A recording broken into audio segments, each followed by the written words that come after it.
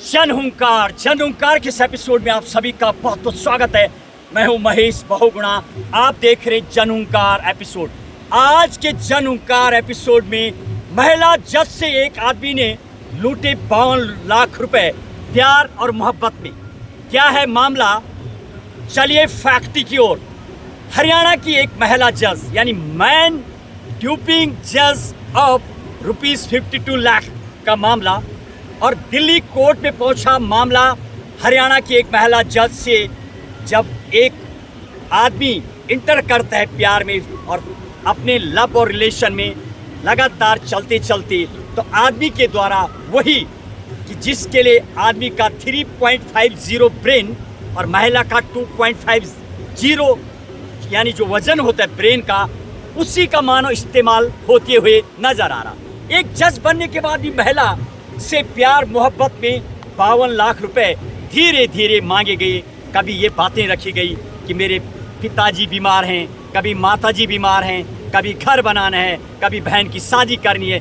धीरे धीरे से 52 लाख रुपए लूटने के बाद फिर आता है एक उस रिलेशनशिप में जब महिला और आदमी, वो लड़का दोनों जब इंटर कर जाते हैं, उसके बाद जब ब्रेक आता है, और ब्रेक के बाद जो अमूमन देखने को मिलता है और शायद बड़ी विडंबना है, हैरान और बेचैन कर देती है चीज़ भी, एक महिला जज बनने के बाद, जुडिशली ऑफिसर बनने के बाद, वेल क्वालिफाइड कमीशन फाइट के बाद भी आ जाती है ऐसे जाली और जाले साज के फेरे में, और ऐसा फेरा डाल दिया जाता है कि पता भी नहीं लगा महिला को कि कब 52 लाख रुपए लिए गए। जब महिला ने अपने अकाउंट को खनखनाया तो उसमें नजर आया 52 लाख के लगभग चले गई, और 52 लाख भी गया, प्यार मोहब्बत भी गई, और रिलेशन भी हुआ बिल्कुल नाजुक तौर पर। और फिर होता केस, और इस केस की सुनवाई करते हुए आदमी ने दूसरी तरफ रेगुलर बेल यानी एंटीसिपेटरी बेल कोर्ट में लगाई थी, और कोर्ट ने एंटीसिपेटरी बेल को देने के लिए किया मना, और बेल हुई रिजेक्ट। दूसरी तरफ महिला ने इसको धोखाधड़ी बताते हुए केस डाला है। सबसे बड़ा प्रश्न ये हो जाता है, क्या ऐसा भी होता है?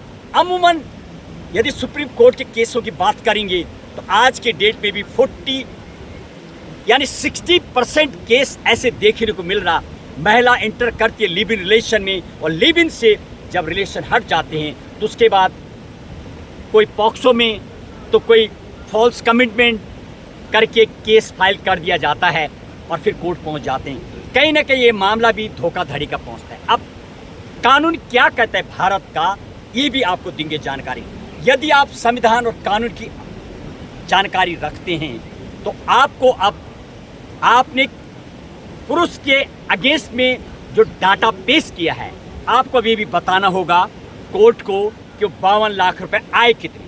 आप अंदाजा लगाइए एक जुडिशली की सैलरी कितनी हो सकती है, यानी 1,80,000 के अराउंड 2 लाख लगभग, तो भी 24 लाख होते हैं। तो 52 लाख रुपए देने वाली जजेस को भी अब कानून जो भारत का चलता है उसमें शो करना होगा 52 लाख रुपए कहाँ से आए, कैसे कैसे अकाउंट में ट्रांसफ़र किया गया।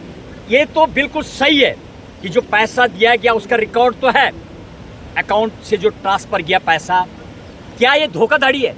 क्या सोचते हैं आप, बताएंगे आप? एक जज बनने के बाद भी जो धोखा हुआ है महिला का, ये प्यार है, ये मोहब्बत में दिया गया रुपए ऐसे ही होता है, या ये धोखा है? हालांकि जब जन्म कुंडली और उस बंदे की कुंडली खंगाली गई तो कहीं ना कहीं कई और लोगों के साथ भी इसके द्वारा कई जगह धोखा दिया गया, यानी महिलाओं को फंसाने के लिए जाली साजी भी देखने को मिली है।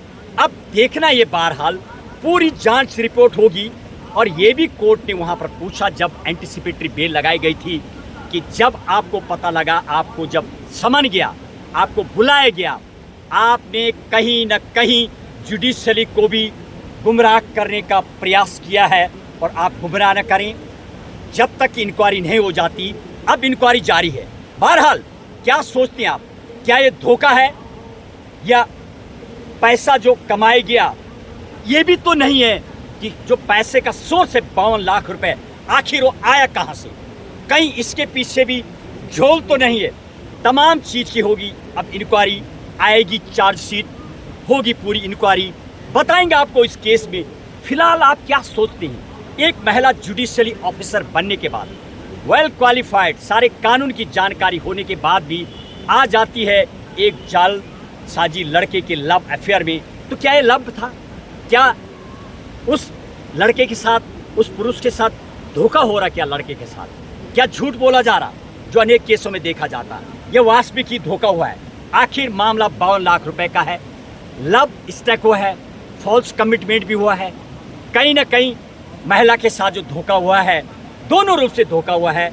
लव में भी धोखा, फॉल्स कमिटमेंट और मैरिज हुआ है, उसका भी एक सेक्शन 498A में मामला दर्ज होगा और 420 में भी मामला दर्ज होगा और BNSS की जो नई धारा है उसमें भी मामला होगा। अब देखना यह है क्या आगे मोड़ लेता केस। देंगे आपको अगले एपिसोड में विस्तृत रिपोर्ट।